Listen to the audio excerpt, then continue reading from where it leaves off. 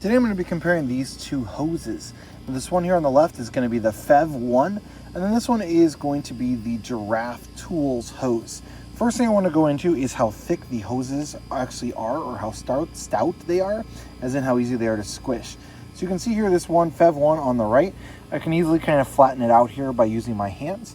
This one here on the left, this Giraffe tool, is impossible to do that with. I'm squeezing as hard as possible on that, and it just has a really hard exterior, or it might even have like some sort of metal ring around the hose itself. I'm not sure, but that should keep it from getting squashed a lot easier. Now what I'm going to do is I'm actually going to test out and see if either of these are actively leaking. So let me go ahead and turn this on my splitter, so that way water is going to be coming out of both of them. I'm going to point both of them a little bit over here towards the house, and let's see if they both get water out.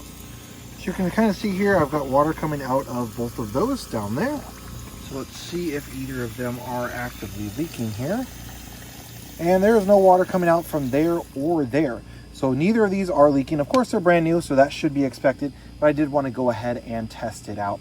Now, if you look at the ends on both of these, they are going to be relatively similar in regards to what's actually on them.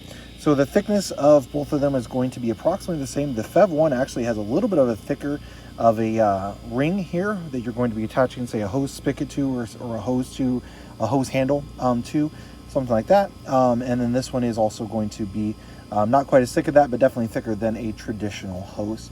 Overall, truthfully, if I had to choose between one or the other, I would choose the Giraffe tool, just because of how much harder it is to go ahead and break this actual portion of the hose, just how hard it is to kind of crush it.